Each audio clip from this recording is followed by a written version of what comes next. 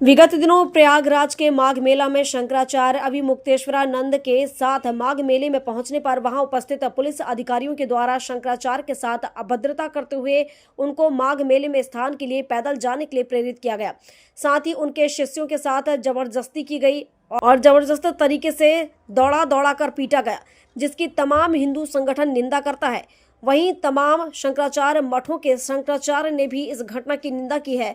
आज जबलपुर के लक्ष्मी नारायण मंदिर के ब्रह्मचारी स्वामी भवानंद जी ने इस घटना पर घोर आपत्ति जताते हुए घटना की निंदा करते हुए कहा कि केंद्र में बैठी मोदी सरकार एवं उत्तर प्रदेश की योगी सरकार, जिसकी वह घोर निंदा करते हैं। उन्होंने कहा कि यह घटना अत्यंत निंदनीय है और इस घटना पर उन्होंने आक्रोश व्यक्त करते हुए कहा कि भारतीय जनता पार्टी की सरकार में इस प्रकार की अशोभनीय घटना हो रही है, जो किसी भी कीमत पर बर्दाश्त नहीं की जाएगी। आगामी दिनों में इस सनातन धर्म पर जो कुठाराघात किया गया है, उसके लिए आगामी दिनों में हिंदू संगठन एवं साधु संतों का मॉडल सरकारों को जवाब देगा।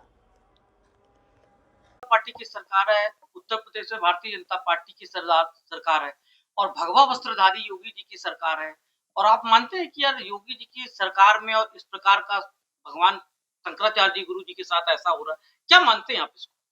अगर शंकराचार्य भगवान का देखा जाए तो जब से दंडी स्वामी थे तब से उनके ऊपर जो भी सरकार रही अपने तरीके से, क्योंकि धर्म के प्रति अगर कोई आगे आया है तो हमारे भगवान शंकराचार्य दंडी स्वामी थे तो भी आए।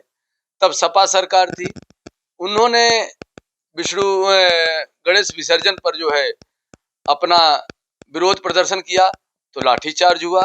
और आज उस समय बीजेपी जो है आड़े हाथों सपा को ली। आज खुद बीजेपी के राज में, बीजेपी के सरकार में, और जो प्रथा चली आई है, जो लोग अगर यह कहते हैं कि स्नान पैदल जाके करते, वो पहले का कभी का उठा के वीडियो देख लें, कभी का फोटो देख लें, तो भगवान शंकराचार्य और आज तो एक गए हैं, चारों शंकराचार्य एक साथ रथ पर सवार होकर के नागाओं के साथ शाही स्नान होता था, संगम तट तक जाते थे। तो आज आखिर इस प्रथा को रोका क्यों गया? आज हमारे सनातन को रोका क्यों जा रहा है? और आप अगर कह रहे हैं सरकार का, तो मैं सरकार की ही बात नहीं कर रहा हूं, चाहे प्रशासन हो चाहे शासन हो, आज सबको सोचना पड़ेगा। और इस सोचने का समय आ गया है कि आज आप किसके कहने पर रोक रहे हैं, आज हम सनातन को क्यों रोक रहे हैं। एक समय ऐसा भी था जब राजाओं को आपस में लड़ा कर करके अंग्रेजों ने आके राज किया, आज वही स्थिति आ गई है। अगर सभी लोग बड़े ध्यान से देखेंगे तो यह स्थिति वही आ गई है। आपस में अगर हम लोग एक नहीं होंगे, चाहे वो शासन में हो चाहे प्रशासन में हो, वो जिस भी रूप में जहां पर बैठे हैं, अगर साथ नहीं देंगे तो यह स्थिति आ जाएगी कि हम किसी न किसी के गुलाम हो जाएंगे। इसमें आप मोदी जी को या योगी जी को भी दोषी मानते हैं क्या? हम इसमें सभी को दोषी मान रहे हैं। अभी आपने हमारा पूरा शब्द नहीं सुने कि शासन प्रशासन, शासन में कौन आता है?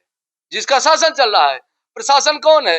जो प्रशासनिक अधिकारी है। तो हम तो दोनों को दोषी मान रहे हैं, इसमें मैं दोनों को दोषी मान रहा हूँ, एक को दोषी नहीं मान रहा हूँ। आगे क्या कदम होंगे आप लोगों के? आगे का कदम तो हमें एक होना पड़ेगा। अब एक करने के लिए, अच्छा, एक सबसे बड़ी बात, महाराज जी ने एक दिन पहले वक्तव्य दिया था कि सभी साधु संतों को एक होना चाहिए। अभी इस माघ मेले में सभी संतों के दरवाजे पे जा रहे थे एक करने के लिए, कुछ गलत तो नहीं कर रहे थे। अब सबको एक होना है, या तो कहीं न कहीं किसी को डर पैदा हो गया कि एक हो जाएंगे तो हमें खतरा होगा, कुछ न कुछ रीजन है अंदरूनी जिसके वजह से महाराज जी को स्नान से रोका गया। और ये सनातन का सबसे बड़ा घात हुआ है, जिसको सभी को भुगतना पड़ेगा। अगर नहीं आगे आएंगे तो सबको भुगतना होगा। अगर आज यही किसी दूसरे धर्म के साथ हुआ होता, अगर पोप यहीं आए होते और उनके साथ कोई घटना हुई होती, तो पूरे वैश्विक स्तर पर आज की स्थिति कुछ और होती। यहाँ अपने देश में ही कोई सनातनी नहीं निकल करके आ रहा है, ये बड़े दुख की बात है। जितने भी धर्म गुरु हैं, जो अन्य और धर्म गुरु, उनका क्या कुछ राय मिली इस पर? नहीं, हमारे जो और पीठ के शंकराचार्य तीनों हैं, उन्होंने समर्थन दिया है और सभी लोग जहां पर हैं वहां से विरोध प्रदर्शन अपना जारी रखे हैं। हमारे जो अखाड़े हैं वो भी धीरे धीरे करके आगे आ रहे हैं, जिनको समझ में आ रहा है, क्योंकि सबको भ्रमित कर दिया गया है। भ्रमित करने का कारण केवल ये है कि लोगों को नहीं पता है कि शाही स्नान किस तरीके से होता है। जिनको पता है वो लोग उस बात को जान करके फिर विरोध प्रदर्शन जारी हो गया। हम अमरेश्वर आनंद श्री पंचदश नाम श्री संत गुरुदत्त जूना नंबर 1 एक अखाड़े के महामंडलेश्वर और महाराज के इस उद्देश्य में हम भारत यात्रा पर चल रहे हैं। अभी हम जबलपुर के लक्ष्मी नारायण मंदिर पर हैं और यहाँ से महाराज जी का जो भी विरोध प्रदर्शन जो भी समर्थन हो रहा है वो हम कर रहे हैं।